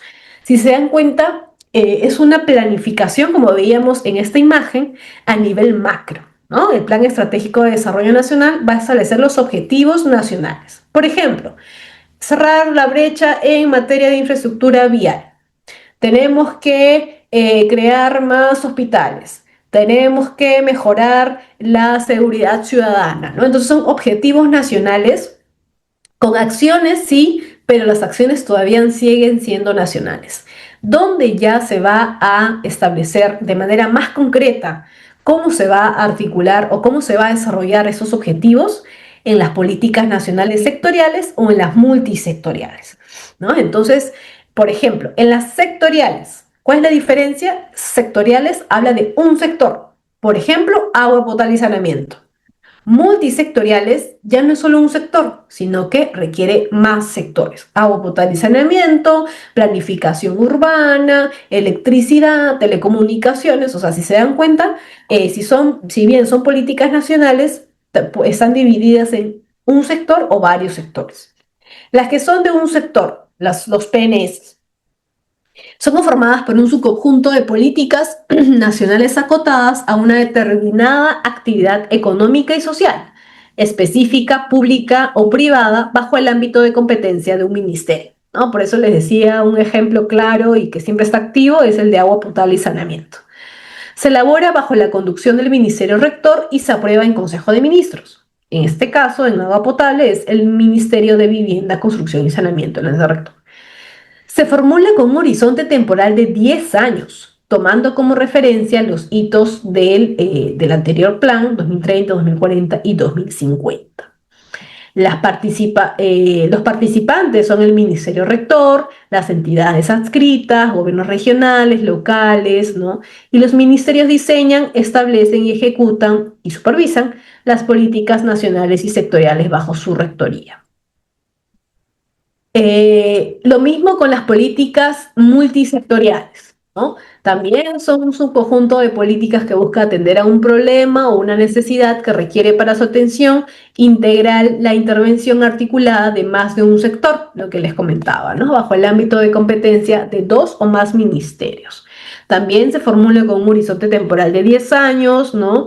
Y los participantes también son los ministerios, los organismos públicos adscritos al Poder Ejecutivo, gobiernos regionales, gobiernos locales, ¿no? Entonces, lo que hace la diferencia aquí entre la política nacional sectorial y multisectorial es si es que es necesario solo un sector o incluir ya a más sectores. ¿Cómo lo vamos a saber o cómo lo sabe ese plan?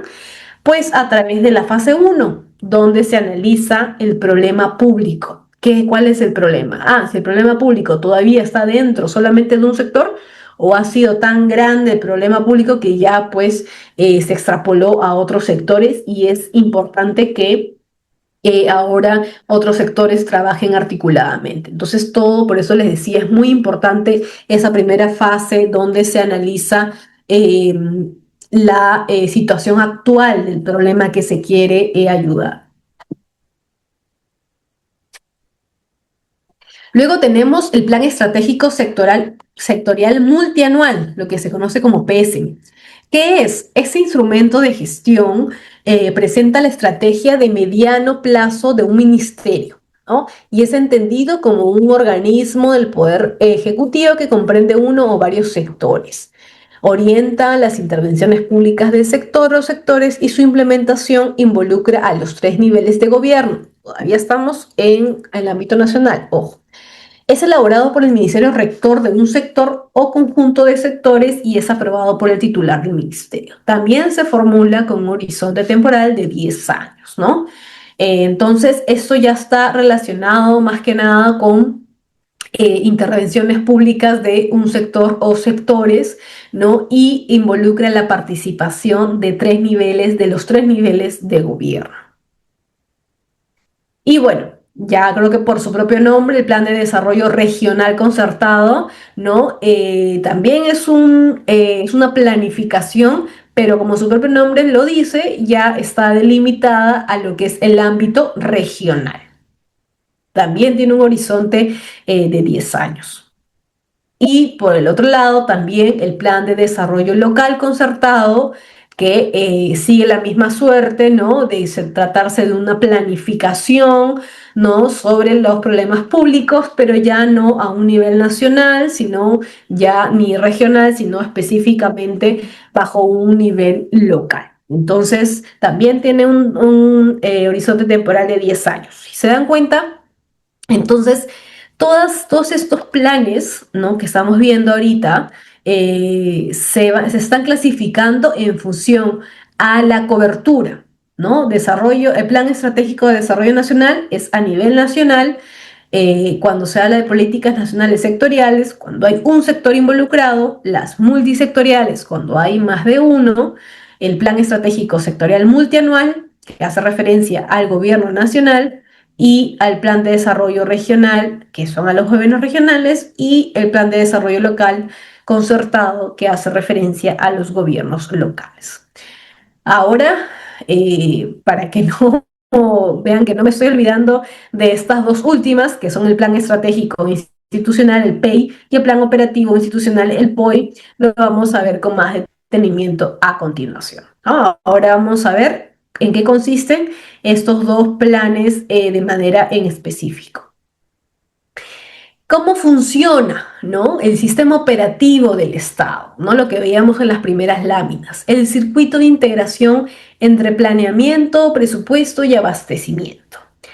El planeamiento es el qué, ¿no? Y en el qué está el P y el POI multianual. Definen metas y prioridades. La programación, el cuánto, ¿no? El POI va a alimentar el cuadro multianual de necesidades. El presupuesto, que es el respaldo, ¿no? La formulación presupuestal, la preejecución, el vehículo, el POI anual se ajusta al PIA, que es el plan institucional anual, y activa el plan anual de contrataciones, que es el PAC, ¿no? Si se dan cuenta ya estos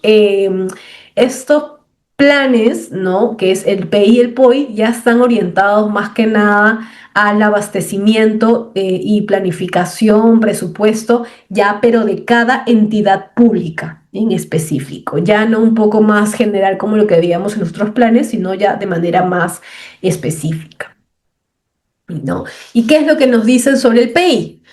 Es que ese plan estratégico institucional es un instrumento de gestión que representa la estrategia de mediano plazo de la institución a fin de contribuir al cumplimiento de los demás planes que hemos visto, del PESEN, del PDRC o al plan al cual se articula, según corresponda.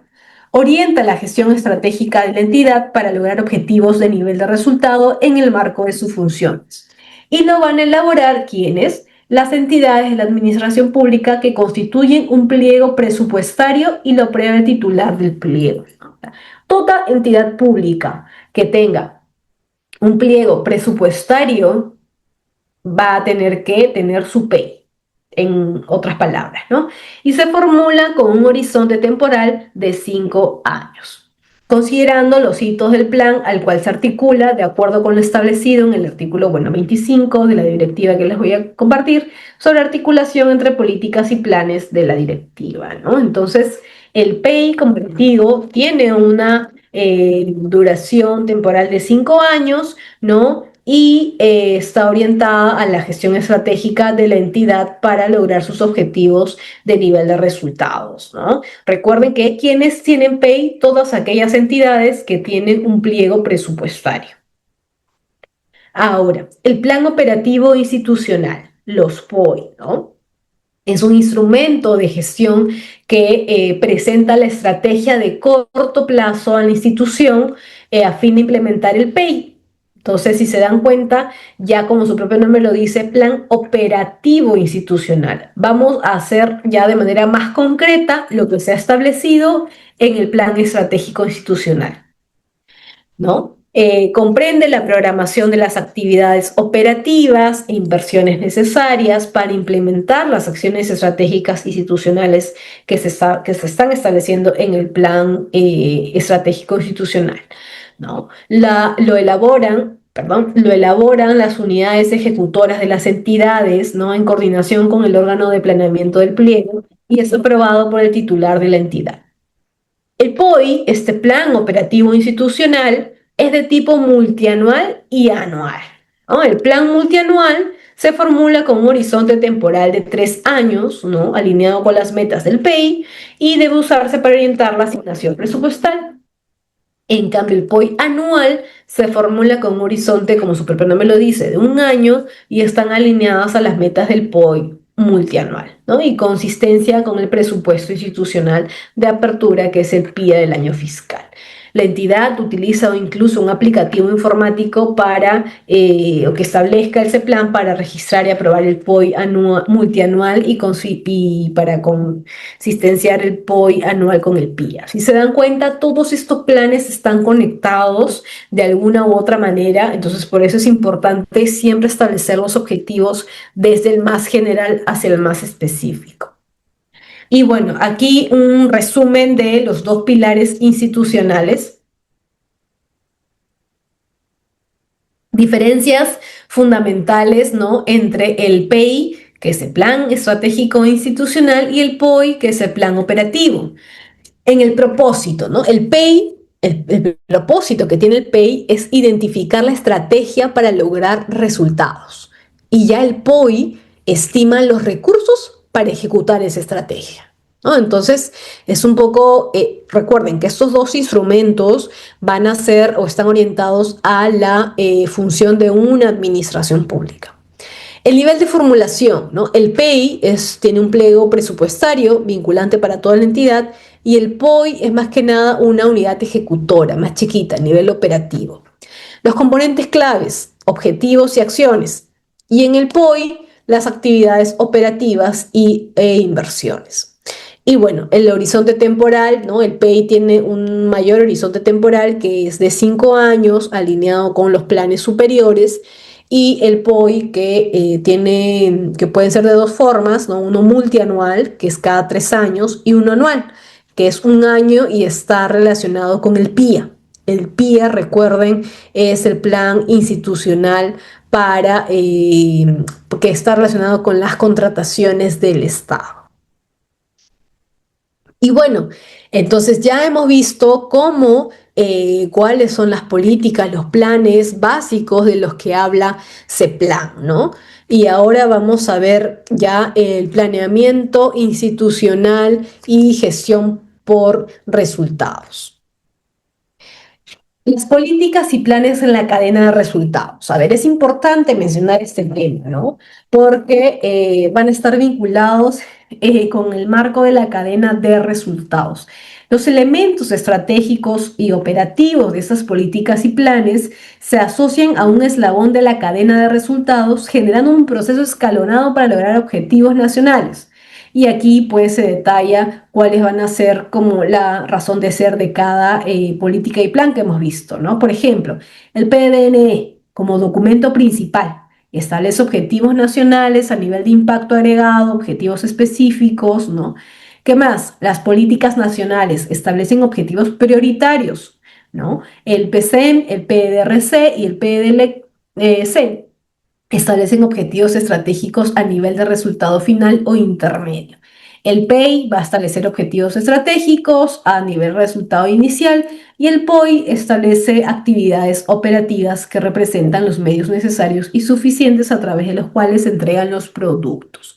Entonces, si se dan cuenta, sí, como lo hemos visto hasta ahora, cada uno está conectado con otro. Entonces, eso es lo que hace que sea o que se llame una cadena de resultados. Por eso, repito, es importante desde la primera formulación de las políticas establecer los objetivos nacionales, porque de ahí van a derivar los otros objetivos. Si no hay una buena identificación y no hay una buena elaboración en los primeros objetivos, los nacionales, quizás los locales y regionales, evidentemente, pues se encuentren inconvenientes para poder aplicar o para poder generar sus propios objetivos y aplicar sus propias acciones estratégicas. Entonces, es muy determinante esta función que tiene ese plan. Articulación entre políticas y planes, ¿no? Las políticas y planes implementan los objetivos de desarrollo nacional y contribuyen a alcanzar la visión compartida. Y acá pues se hace un desagregado de esta articulación. La estrategia de las políticas nacionales, de los PESEN y de los PRC deben contribuir a la implementación del PDN.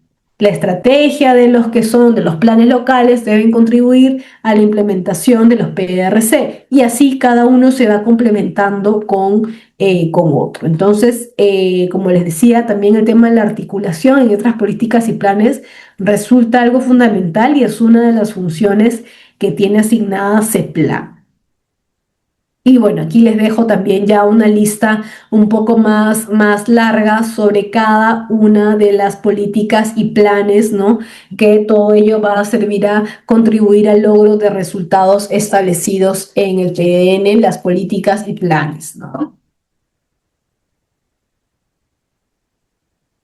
Es más que nada reiterar, ¿no? La política de Estado, en consonancia con la visión compartida y concertada de futuro, se concretan en los objetivos nacionales y los objetivos específicos, las políticas nacionales, ¿no? Los objetivos prioritarios de las políticas nacionales sectoriales o multisectoriales, como lo hemos visto, el PESEN y el PDRC, los objetivos estratégicos sectoriales de los PESEN, ¿no? Y así también con el de local y el regional. Y finalmente, bueno, los objetivos del PEI, ¿no? Que son institucionales de las entidades de nivel nacional y se articulan con los objetivos estratégicos de las demás políticas, ¿no? Ahora, hay otro aspecto también muy importante que es el tema de la articulación con los sistemas administrativos. Ya habíamos visto que todo lo que es planeamiento estratégico ya había estado vinculado, o es mejor dicho, un sistema administrativo. Ya estábamos estudiando por qué es importante contar con estos sistemas administrativos, si es que van a regir para todas las entidades públicas del gobierno nacional, del gobierno regional, local, con organismos constitucionalmente autónomos, todas las entidades públicas, ¿no? Entonces, ¿cómo se van a articular con los demás sistemas administrativos? ¿No? De acuerdo al marco legal que regula el Sistema Nacional de Presupuesto Público, ¿no? El presupuesto público tiene otro sistema nacional, ¿no? El presupuesto del sector público tiene una perspectiva multianual y va a estar orientado al logro de resultados a favor de la población, en concordancia, claro, con las reglas fiscales establecidas en el marco macroeconómico multianual y los instrumentos de planeamiento elaborados en el marco del SINAPLAN. Además, nos dice el CEPLAN, ¿no? El Ministerio de Economía y Finanzas estima la asignación presupuestaria multianual considerando, entre otros factores, las prioridades de política a nivel de resultados, productos u objetivos estratégicos institucionales articulados con el SINAPLAN. La administración financiera del sector público está vinculada con políticas y planes nacionales, sectoriales e institucionales de corto, mediano y largo plazo. Y de acuerdo con el marco legal que regula el Sistema Nacional de Programación Multianual y Gestión de Inversiones, la programación multianual de inversión vincula los objetivos nacionales, regionales y locales establecidos en el planeamiento estratégico en el marco del SINAPLAN. Entonces, si se dan cuenta, aquí hay ejemplos de cómo se articula el SINAPLAN, ¿no? Que es el Sistema Nacional de Planeamiento Estratégico, con otros sistemas administrativos. Evidentemente, ¿cómo vamos a planificar el Estado? ¿Cómo va a planificar los objetivos nacionales si no tiene en cuenta cuánto tiene de presupuesto, cuánto tiene de tesorería? ¿Qué dice el Ministerio de Economía y Finanzas? Entonces es importante, y habíamos pensado de esta articulación, que finalmente es el punto clave para que todos esos objetivos puedan tener unas acciones de cumplimiento reales, ¿no? Y efectivas, y se realicen. Y claro, eso también evidentemente se va a detectar solo con la fase de seguimiento y evaluación, si es que se realiza de manera adecuada, ¿no? Entonces, eh, hay que tener bastante también ojo con estos temas. Bueno, y aquí también incluso hay una descripción también del PEI, del POI, ¿no? De que son planes de SINAPLAN que concretizan la articulación de estos sistemas administrativos, ¿no? Los objetivos que se establezcan en el PEI, por ejemplo, van a estar muy vinculados con las categorías presupuestales, ¿no? Y van a considerar programas presupuestales orientados a resultados, mientras que las acciones estratégicas del PEI se van a articular con otros productos del Sistema Nacional de Presupuesto Público. En el proceso de formulación de los POI, ¿no? El cuadro multianual de necesidades, que contiene la programación de las necesidades por el área usuaria, brinda información para el desarrollo de las actividades operativas e inversiones del POI multianual. Entonces, hay una relación entre todos estos planes, por eso es importante que se establezcan de manera clara y siguiendo los lineamientos, los objetivos, la técnica, la metodología que ese plan está implementando o está recién señalando desde hace unos años, ¿no? Y claro, aquí vamos a ir terminando con lo que les mencionaba, con las guías que tiene ese plan. La primera gran guía, ¿no? Es la guía para el planeamiento estratégico sectorial, ¿no? Acá está aprobada por resolución de Presidencia y Consejo el 009-2023. Entre las principales características de esta guía se propone un planeamiento sectorial que se realice bajo tres enfoques, ¿no?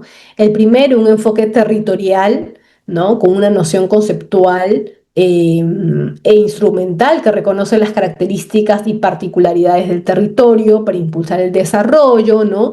Y al territorio como unidad, tanto para la observación y la actuación, así como para la gestión y planificación estatal. Hay un segundo enfoque en esta guía, que es es el enfoque prospectivo, que ya más o menos habíamos adelantado, ¿no? Desde el cual se analizan los cambios del entorno, los posibles futuros, con el propósito de identificar prioridades y medidas estratégicas orientadas a la implementación hasta el 2050, ¿no? Y el tercero es el enfoque participativo, ¿no? Para el ejercicio de los derechos del deber de los ciudadanos de participar en la vida pública, ¿no? Es muy importante también en todo este planeamiento, ¿no? Cómo la participación ciudadana puede ayudar. ¿Y desde dónde inicia la participación ciudadana? Desde lo que se conoce como el acceso a la información pública, ¿no? Cómo la población va a enterarse de lo que hacen las entidades públicas, pues a través de las solicitudes de acceso a la información, ¿no? Es un ejemplo de cómo pueden participar.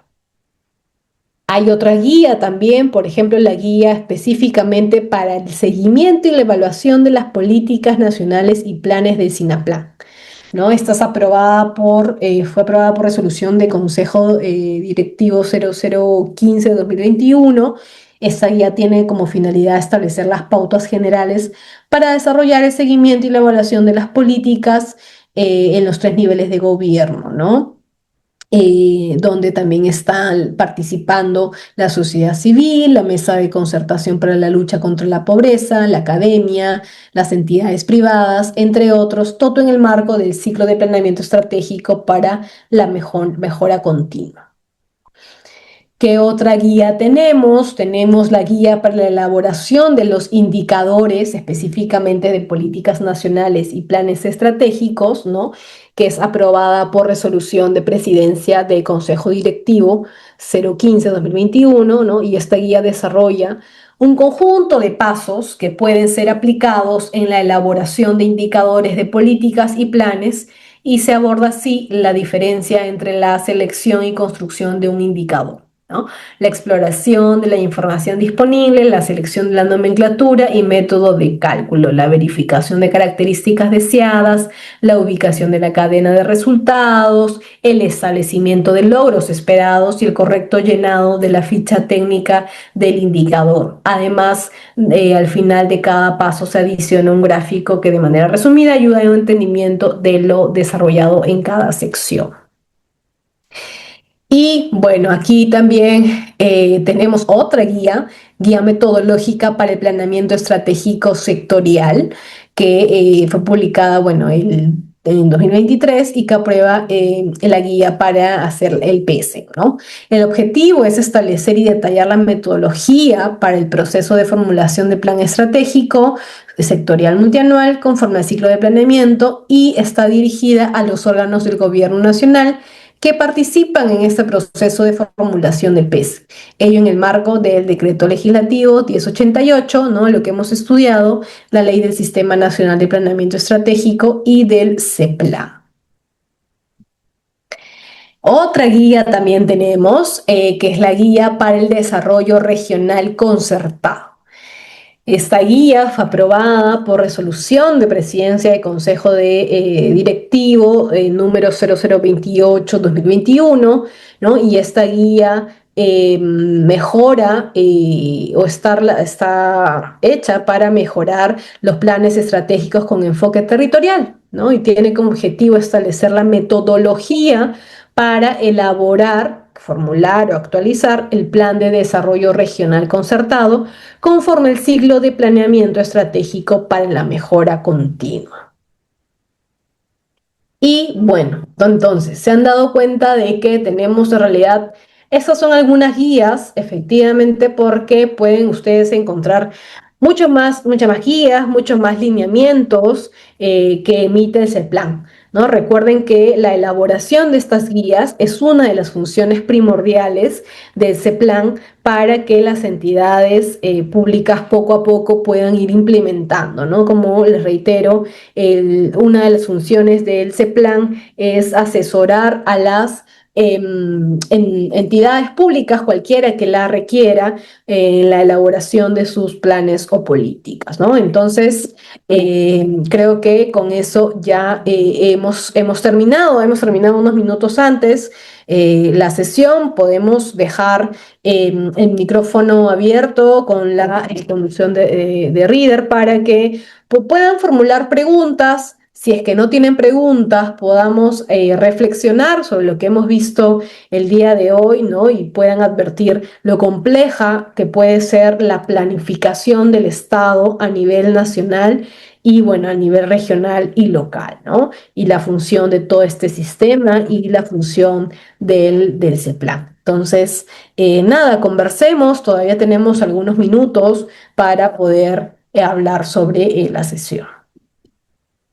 Muchas gracias, doctora. Estimados colegas, todavía nos quedan 23 minutos para terminar la clase. Si tienen alguna pregunta, puede ustedes resolver, plantearla en estos momentos para que la doctora pueda resolver, o si no, la doctora darnos algunas pautas generales que nos faltarían.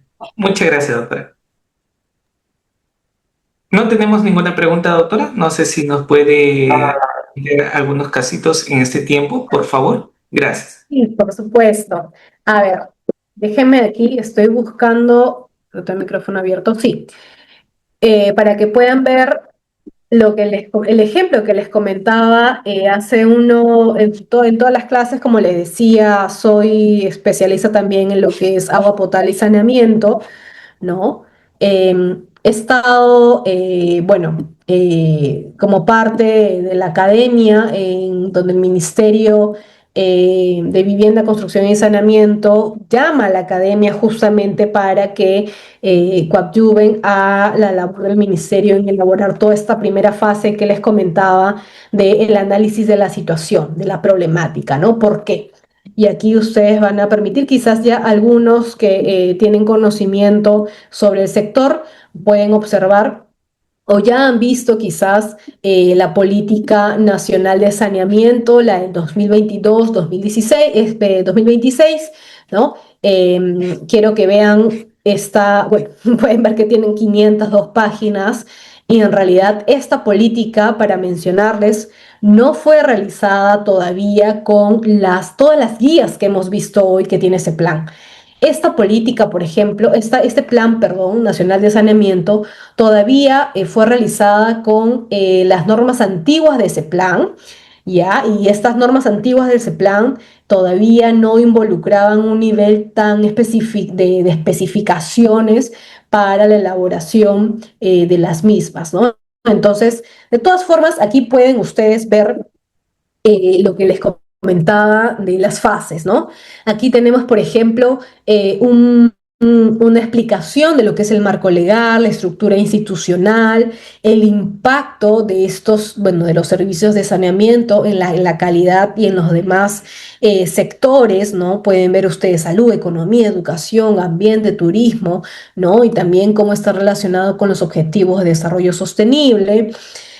Pueden también observar que hay aquí sí un diagnóstico, ¿no? Y esto es lo importante siempre en esta clase de políticas o planes, el diagnóstico que puedan realizar, porque esto les va a permitir establecer los objetivos. Entonces, el diagnóstico está primero en cómo está organizado el sector para prestar los servicios de saneamiento.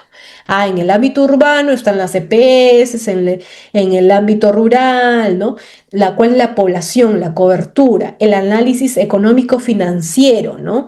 Y aquí seguimos con algunas temáticas para posteriormente ya establecer lo que hemos visto, ¿no? Por ejemplo, estructura del plan, planeamiento de los objetivos estratégicos y específicos, planeamiento de las líneas de acción. Y aquí ustedes pueden ver cuáles son estas líneas de acción. Como les digo, este plan, por ejemplo, ha sido realizado todavía sin las guías nuevas, porque son recientes estas guías de ese plan. Recuerden, este plan, por ejemplo, que va desde el 2022 al 2026, pues ha sido realizado con la data de ese plan del 2021.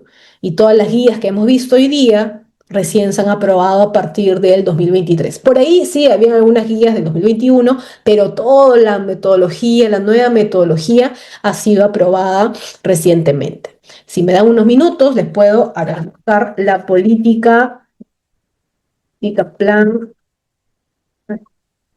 algunas políticas, a ver, vamos a ver, que sí están ya hechas con, o mejor dicho, que tienen en cuenta las nuevas, a ver, un ratito, podemos ver esta.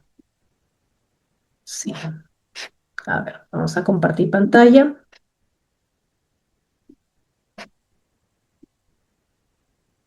Listo.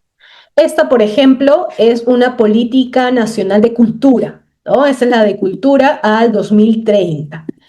Esta también, quiero que se den cuenta, ha sido realizada todavía con una metodología anterior a lo que las nuevas directivas de ese plan han establecido. Pero si se dan cuenta, por más de que todavía no había una metodología tan exacta, eh, ahí están los componentes básicos, ¿no? Que es el tema de, bueno, la metodología que se realiza, el diagnóstico, ¿no? Y las políticas relacionadas, los objetivos prioritarios, la provisión de servicios y estándares, seguimiento y evaluación, ¿no? Porque esto efectivamente ha seguido el ciclo de planeamiento estratégico. ¿Se acuerdan que veíamos fase 1, fase 2, fase 3? Ya, esto ha sido realizada en base a esto. Entonces, aquí quiero que vean cómo es que se enuncia un problema público. Recuerdan que era verbo infinitivo, más población, ¿no? Más lo que se quiere mejorar. Entonces, el enunciado del problema público, por ejemplo, en aspecto de cultura, es el limitado ejercicio de los derechos culturales de la población. A partir de ahí, lo que se realiza es establecer primero conceptos claves, qué son los derechos culturales, por ejemplo, ¿no? ¿Qué definición de cultura toma en cuenta la definición de derechos culturales? Entonces, estas políticas, como se están dando cuenta a través de estos ejemplos, son bastantes académicos, o sea, son técnicos, ¿no? No es solamente establecer los objetivos por establecer, sino que tienen detrás una fundamentación, un estudio que proviene o viene de la doctrina, de lo que ha dicho en realidad la jurisprudencia, o sea, en realidad es un estudio muy, muy especializado y técnico. Miren, por ejemplo, aquí podemos ver que hacen una descripción sobre cada definición, ¿no? De identidad cultural, educación, información cultural, qué se entiende por esta definición. Entonces, como les digo, la elaboración de estas políticas en realidad es un aspecto muy complejo que el CEPLAN está implementando poco a poco a través de las directivas. ¿Qué es lo que hace el CEPLAN a través de estas directivas? Como les mencionaba, lo que quiere lograr el CEPLAN es establecer un modelo, una base, una guía, ¿no? Y te pone los puntos mínimos, ¿no? Tiene que tener, por eso veíamos, la misión, los objetivos de esta manera, ¿no? Donde hay un verbo, donde hay un problema, donde hay una población, tienes que identificar el modelo del problema público. Entonces, todos estos aspectos resultan en la verdad, y aquí era mi crítica o la crítica que tenía acerca de estas metodologías, que ya quizás tengamos que ser críticos, que estas metodologías son ya muy técnicas, ¿no? Y si bien pueden ser muy buenas para ciertos sectores, no para todos funciona igual, porque lo que hace es que se tenga que cargar la entidad pública en analizar de una manera muy profunda, pero ya en exceso, ¿no? Cuando, por ejemplo, en seguridad ciudadana tenemos que ya tener acciones lamentablemente a corto plazo, y ya no solo pensar en el mediano ni en el largo, sino a corto plazo, porque la situación ya está en un nivel muy mayor, ¿no? Entonces, ahí sí, pues para actuar de manera más rápida en hacer esas políticas y planes, se debería quizás tener algún, no sé, por ejemplo, algún plan de emergencia que sea más acotado para problemas, para solucionar problemas de corto plazo por la urgencia de algunos sectores, como les decía, por ejemplo, el tema de seguridad ciudadana, ¿no? Entonces, son unos ejemplos nada más que de manera de reflexión se los comento, porque definitivamente son aspectos que ya tienen incidencia de manera directa, ¿no? A los ciudadanos, que finalmente somos todos nosotros, ¿no? Y si como funcionarios públicos, como ciudadanos, queremos de alguna manera ayudar a que este problema público, el de la seguridad ciudadana, ¿no? Pues se pueda acortar lo antes posible, es importante contar con políticas y planes eficaces, rápidos, sí, pero claro, también solventes, ¿no? ¿Y por qué es tan importante esto? Y reitero, porque a través de estas políticas y planes se establecen objetivos. Y los objetivos son los que van a determinar a cada entidad pública qué es lo que tiene que hacer, ¿no? El Ministerio de Justicia está encargado de tal. ¿Cómo lo va a hacer? A través de estas acciones en concreto.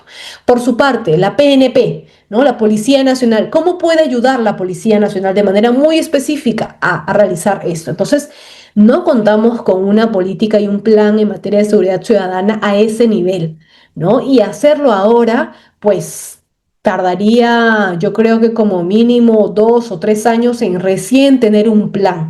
Entonces, como les decía, también hay que tomar bastante con cuidado estos aspectos de las metodologías que implementa ese plan, porque son tan técnicos y especializados. Y digo especializados porque ya no solo escapa, ustedes cuando van a poder revisar de manera más detallada las guías que les estoy dejando, ¿no?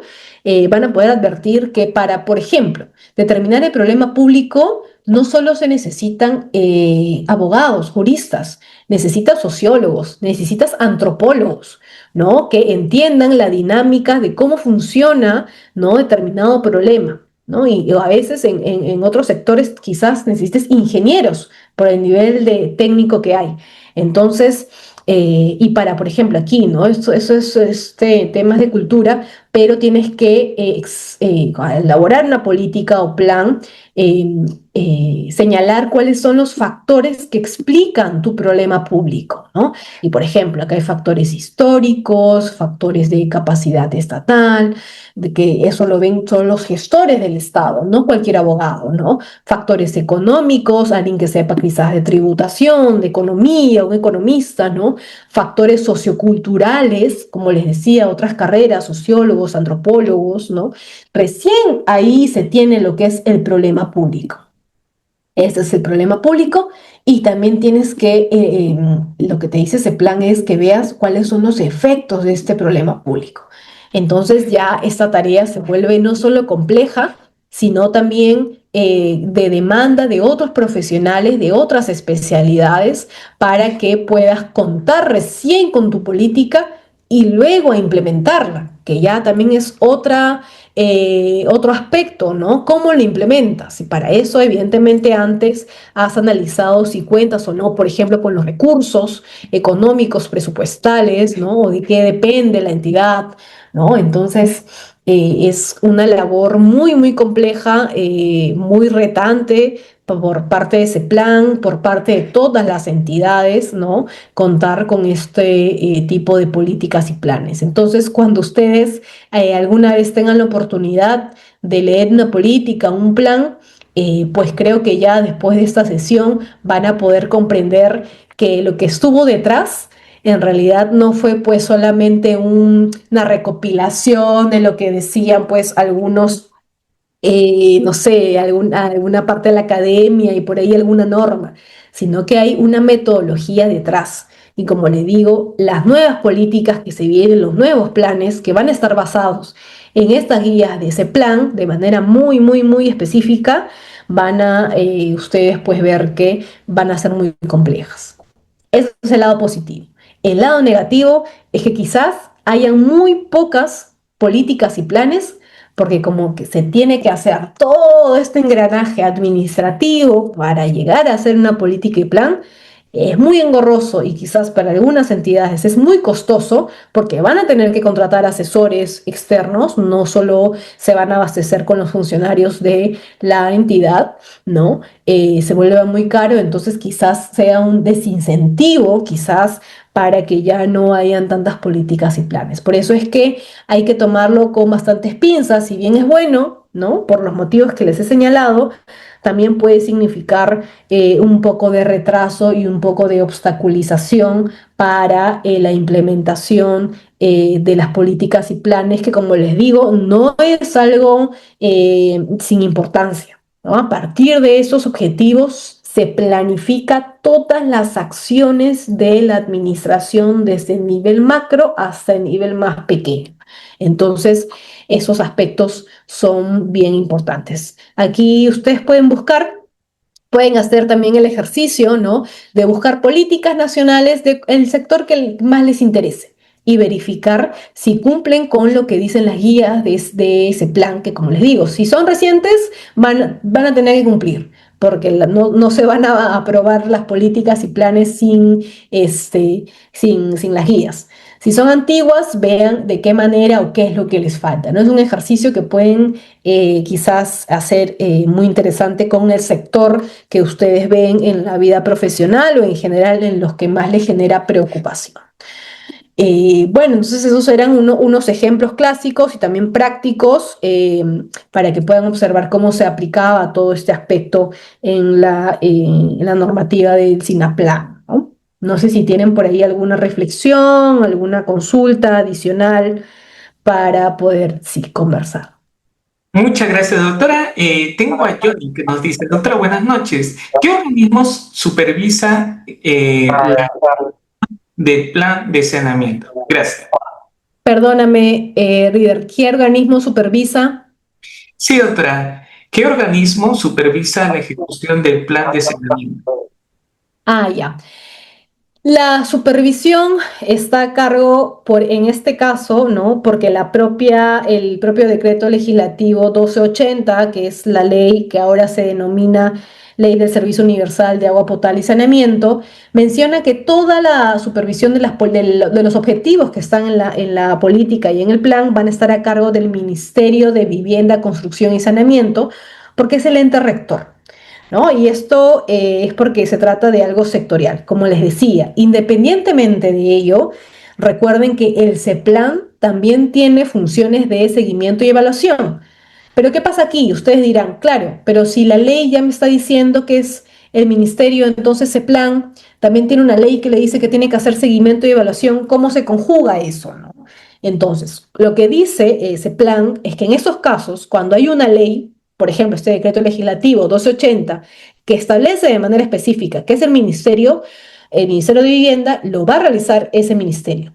Pero ese plan no escapa de sus demás funciones, que es el de brindar asistencia, ¿no? Por ejemplo, en la formulación general desde el inicio de las políticas o planes, o también para el seguimiento y evaluación de las mismas, ¿no? Entonces, el CEPLAN igual está obligado a asesorar al ministerio si es que el ministerio, pues, requiere de un asesoramiento para cumplir con cómo son los informes de seguimiento, qué evaluación, cuál es la metodología. Como vimos, hay una guía entera que tiene ese plan para hacer el seguimiento y evaluación de estas políticas y planes. Entonces, es un trabajo en conjunto y articulado. Pero como hay una ley que ya dice quién es el encargado para supervisar, en este caso en agua potable y saneamiento, pues en primer lugar será el Ministerio de Vivienda, Construcción y Saneamiento. Muchas gracias, doctora. Y no tenemos pregunta, pero ya para ir cerrando, doctora Brelín, nuevamente, muchísimas gracias por esta muy buena disertación y previo a ya las elecciones, en menos de 8 horas tenemos para estar allí. Doctora, ¿por qué llevar un diplomado en gestión pública y derecho municipal con muy buenos docentes como usted, el doctor Plado Castañeda, el doctor Miguel Carrillo, que ve temas tributarios en temas municipales, el doctor Misael Flores, la doctora Natalia Bamonde, ve temas administrativos, pero también gestión pública, la otra Vanessa, que ha elaborado una entidad como subgerente de una municipalidad y también tiene sus especializaciones. Y ni qué hablar, y usted sabe, doctora, que siempre le he buscado, siempre con una aguja en un pajar, porque realmente es una capa, admiro bastante a la otra Mayra Ramón. Doctora, ¿por qué inscribirme en este diplomado? Muchas gracias. No, muchas gracias a ti, Rider, a Audiápolis, al Ilustre Colegio de Abogados de Cañete. Como ustedes pueden ver, acaba de describir Rider la especialización que tiene cada docente, que es lo que justo estábamos conversando, que es necesario para hablar sobre temas de gestión pública y, claro, la segunda parte que es derecho municipal, ya propiamente lo que es derecho y derecho puro y duro, ¿no? Por decirlo así. Pero en la gestión pública necesitamos, y este diplomado lo tiene especialistas que no solo vean pues aspectos de abogacía, sino que tengan una visión también mayor en tema de otras especialidades, ¿no? O los diplomados con los que cuentan también los profesionales. Entonces, recomiendo bastante este diplomado porque, como les comenté al inicio, no se suele pues encontrar diplomados tan especializados con profesionales que sean de distintas o que tengan distintas perspectivas sobre el tema de la gestión pública, ¿no? Y como todos son muy preparados, es un placer y un honor acompañarlos hoy. Horas nada más de elegir al siguiente, ya no solo presidente o presidenta, sino al Parlamento, ¿no? A los congresistas que nos van a acompañar. Recuerden si que tengan un voto consciente, ¿no? Independientemente del partido que ustedes pues ya estén pensando, voten por favor de manera consciente e informada, ¿no? Solo brindarles esa recomendación y que está muy vinculada pues a nuestro diplomado el día de hoy. Muchas gracias, Riden, y muchas gracias a todos por su atención.